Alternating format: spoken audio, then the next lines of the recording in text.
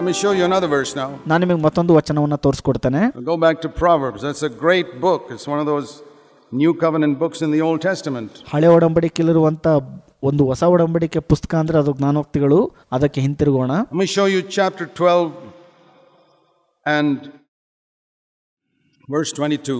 ಜ್ಞಾನೋಕ್ತಿಗಳು 12:22 ವಚನ. Another thing we got to control in our tongue is telling lies. ನಮ್ಮ ನಾಲಿಗೆಯಲ್ಲಿ ಮತ್ತೊಂದು ಸಂಗತಿ ನಿಯಂತ್ರಣ ಮಾಡೋದು ಯಾವ್ದಪ್ಪ ಅಂದ್ರೆ ಸುಳ್ಳನ್ನ ಹೇಳುವುದರಿಂದ.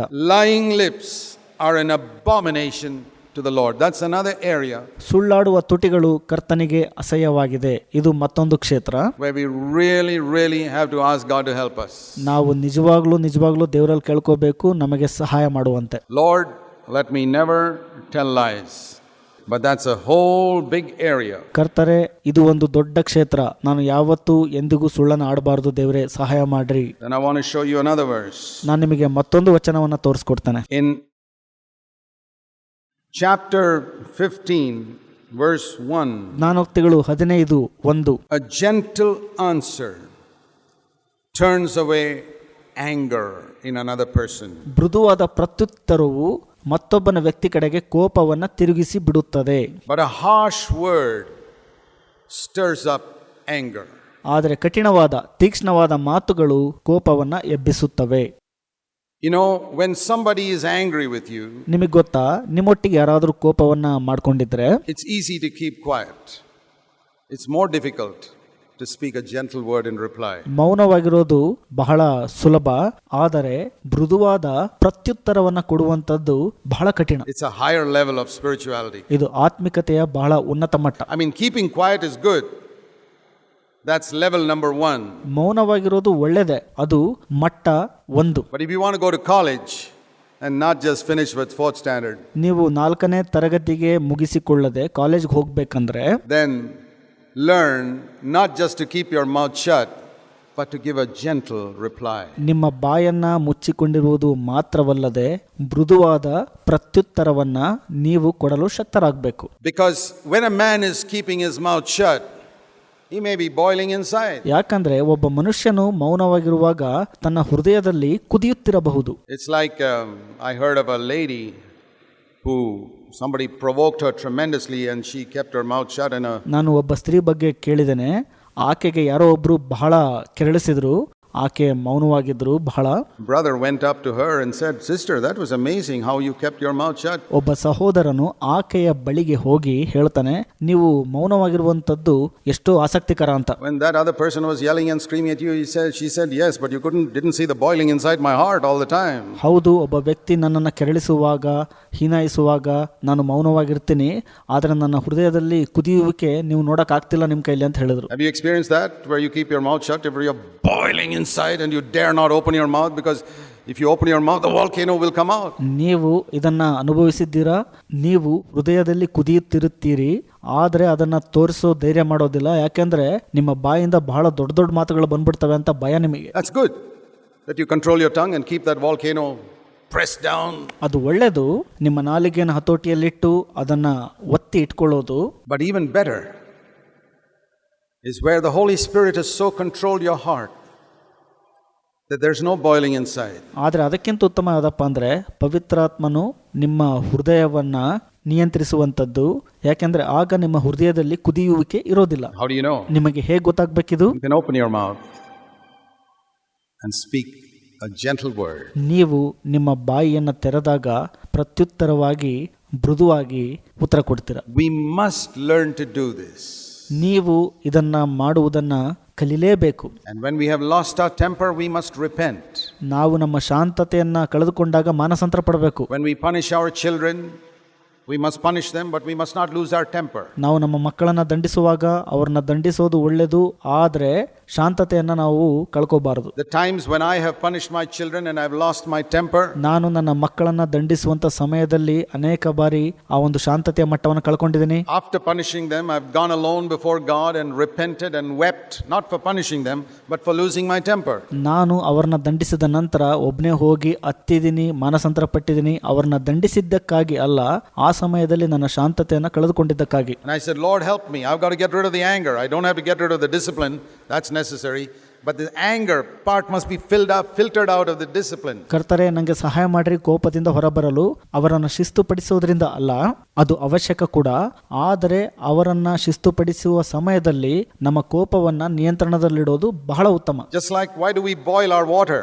Why do we filter our water before we drink it? ಯಾಕೆ ನಾವು ನೀರನ್ನು ಕುದಿಸ್ತೀವಿ ಮತ್ತು ನೀರನ್ನು ಕುಡಿಯುವ ಮೊದಲು ಅದು ಶುಚೀಕರಣಗೊಳ್ಳಲು ಯಾಕೆ ಬಿಡ್ತೀವಿ? Why don't you drink it straight from the tap? You can get jaundice. You filter out the rubbish and then you drink filtered water. ಯಾಕೆ ನೀವು ನಲ್ಲಿಯಿಂದ ಬರುವಂತ ನೀರನ್ನು ನೇರವಾಗಿ ಕುಡಿಯೋದಿಲ್ಲ? ಯಾಕೆಂದ್ರೆ ಅದು ನಿಮ್ಮನ್ನ ಜಾಂಡೀಸ್ಗೆ ನಡೆಸುತ್ತೆ. ಆದ್ರೆ ಆ ನೀರನ್ನು ಶುಚೀಕರಣಗೊಳಿಸಿ ನಂತರ ಅದನ್ನು ಕುಡಿತೀರಿ. It's the same way. I want to filter out the anger and then do the discipline. ಅದೇ ರೀತಿಯಾಗಿ ನಾನು ನನ್ನ ಕೋಪವನ್ನ ಶುಚೀಕರಣಗೊಳಿಸಿ ನಂತರ ಮಕ್ಕಳನ್ನ ಶಿಸ್ತುಪಡಿಸಬೇಕು. And it takes time. It didn't happen to me overnight. ಒಂದೇ ರಾತ್ರಿಯಲ್ಲಿ ಇದು ನನಗಾಗಲಿಲ್ಲ, ಇದು ಸಮಯ ತೆಗೆದುಕೊಳ್ಳುತ್ತೆ. I had to fight it, battle it and confess it every time. That's how I got victory. ನಾನು ಪ್ರತಿ ಬಾರಿ ಸೋತಾಗ ಹೋರಾಡದೆ, ಮಾನಸಾಂತರ ಪಟ್ಟೆ, ಅರಿಕೆ ಮಾಡಿದೆ. ಈ ರೀತಿಯಾಗಿ ನಾನು ಅದರ ಮೇಲೆ ಜಯ ಸಾಧಿಸಿದೆ. I believe we must get victory. ನಾನು ನಂಬ್ತೇನೆ ನಾವೆಲ್ಲರೂ ಜಯ ಸಾಧಿಸಬೇಕು ಅಂತ. Filter out the anger. ಆ ಕೋಪವನ್ನ ಶುಚೀಕರಣಗೊಳಿಸಿರಿ and speak gentle words. ಮತ್ತು ಮೃದುವಾದ ಮಾತುಗಳನ್ನ ಯಾವಾಗಲೂ ಆಡ್ರಿ. Further, chapter 29. ಮುಂದಾಗಿ 29ನೇ ಅಧ್ಯಾಯ ಜ್ಞಾನೋಕ್ತಿಗಳು. Proverbs 29. ಜ್ಞಾನೋಕ್ತಿಗಳು 29 verse 20. 20ನೇ ವಚನ. You know, chapter 29, by the way, is the last chapter of Proverbs written by Solomon. Chapter 30 and 31 were written by somebody else. ಜ್ಞಾನೋಕ್ತಿಗಳು 29ನೇ ಅಧ್ಯಾಯ ಸೊಲೊಮೋನನು ಬರೆದಂತ ಕಡೆಯ ಅಧ್ಯಾಯ. 30 ಮತ್ತು 31ನೇ ಅಧ್ಯಾಯಗಳು ಬೇರೆಯವರಿಂದ ಬರೆಯಲ್ಪಟ್ಟಿವೆ. And in chapter 29, this is almost the last verse. Verse 20. 29ನೇ ಅಧ್ಯಾಯದಲ್ಲಿನ ಕಡೆಯ ವಚನ ಬಹುತೇಕ 20ನೇ ವಚನವಾಗಿದೆ. Do you see a man who is hasty with his words? There's more hope for a fool than for him. ತನ್ನ ಮಾತುಗಳಲ್ಲಿ ದುಡುಕುವವನನ್ನು ನೀನು ನೋಡಿದ್ದೀಯಾ? ಅವನಿಗಿಂತಲೂ ಬುದ್ಧಿಹೀನನ ವಿಷಯದಲ್ಲಿ ಹೆಚ್ಚು ನಿರೀಕ್ಷೆ ಇದೆ ಅಂತ ಹೇಳಿದೆ. What Solomon is saying is, in 29 chapters, ಸೊಲೊಮೋನನು 29ನೇ ಅಧ್ಯಾಯದಲ್ಲಿ ಏನಂತ ಹೇಳ್ತಾ ಇದ್ದಾನಪ್ಪ ಅಂದ್ರೆ, I have written about various types of fools. ನಾನು ನಾನಾ ವಿಧವಾದ ಮೂಢತನದ ಕುರಿತಾಗಿ ನಾನು ಬರೆದಿದ್ದೇನೆ. This fellow is a fool, that fellow is a fool, this person who does this is a fool, person who does that is a fool. ಇದನ್ನ ಮಾಡಿದ್ರೆ ಮೂಢ, ಅದನ್ನ ಮಾಡಿದ್ರೆ ಮೂಢ, ಈ ರೀತಿಯಾಗೆಲ್ಲ ನಾನು ಬರೆದಿದ್ದೇನೆ. But he says, now I will tell you the biggest fool of the lot, the fellow who gets first prize. ಎಲ್ಲಕ್ಕಿಂತ ಮೊದಲ ಬಹುಮಾನ ತೆಗೆದುಕೊಳ್ಳುವಂತ ಮೂಢ ಅಂದ್ರೆ ಮೊದಲ ಮೂಢ ಯಾರಪ್ಪ ಅಂದ್ರೆ, the man or the woman who is hasty in speaking. ಪುರುಷ ಮತ್ತು ಸ್ತ್ರೀಯು ತಾವು ಆಡುವಂತ ಮಾತುಗಳಲ್ಲಿ ದುಡುಕುವವರು. Doesn't think before he speaks. ಅವರು ಮಾತನಾಡುವ ಮೊದಲು ಅದು ಏನು ಹೇಳ್ತಾ ಇದ್ದೀನಿ ಅಂತ ಯೋಚನೆ ಮಾಡಲ್ಲ ಅದ್ರ ಬಗ್ಗೆ ಅವರು. There are verses in Proverbs like that. I don't have time to show it to you. ಜ್ಞಾನೋಕ್ತಿಗಳಲ್ಲಿ ಅನೇಕ ವಚನಗಳ ರೀತಿಯಾಗಿದೆ, ನನಗೆ ಸಮಯವಿಲ್ಲ ಅಷ್ಟೊಂದು ತೋರಿಸಲಿಕ್ಕೆ. Where it says, a wise man thinks before he speaks. ಜ್ಞಾನವಂತನು ತಾನು ಮಾತನಾಡುವ ಮೊದಲು ಏನಂತ ಮಾತನಾಡಬೇಕು ಅಂತ ಯೋಚಿಸುತ್ತಾನೆ. A fool just utters whatever comes to his mind. ಮೂಢನಿಗೆ ತನ್ನ ಮನಸ್ಸಿಗೆ ಬಂದಿದ್ದೆಲ್ಲ ಮಾತಾಡ್ಬಿಡ್ತಾನೆ. Are you a fool or a wise person? ನೀವು ಮೂಢರ ಅಥವಾ ಜ್ಞಾನವಂತರ? The biggest fool of the lot is the one who speaks without thinking. ಎಲ್ಲಕ್ಕಿಂತ ದೊಡ್ಡ ಮೂಢ ಯಾರಪ್ಪ ಅಂದ್ರೆ, ಮಾತನಾಡುವ ಮೊದಲು ಏನ್ ಮಾತನಾಡ್ತಿದ್ದೀನಿ ಅಂತ ಯೋಚಿಸದೇ ಇರುವಂತವನು. So how shall we control the tongue? ನಾನು ನನ್ನ ನಾಲಿಗೆಯನ್ನ ಹೇಗೆ ಹತೋಟಿಯಲ್ಲಿ ಅಥವಾ ನಿಯಂತ್ರಣದಲ್ಲಿಡೋದು? Jesus said in Matthew chapter 12, that's a very useful passage to study. Verse 34 to 38. ಯೇಸು ಸ್ವಾಮಿ ಮತ್ತಾಯ 12ರಲ್ಲಿ ಹೇಳಿರುವಂತ ವಾಕ್ಯಗಳು ಬಹಳ ಉಪಯುಕ್ತವಾಗಿದೆ, ಓದುವಂತ ಒಳ್ಳೆ ಭಾಗ ಅದು. 34ರಿಂದ 38ನೇ ವಚನ. Out of the fullness of the heart the mouth overflows.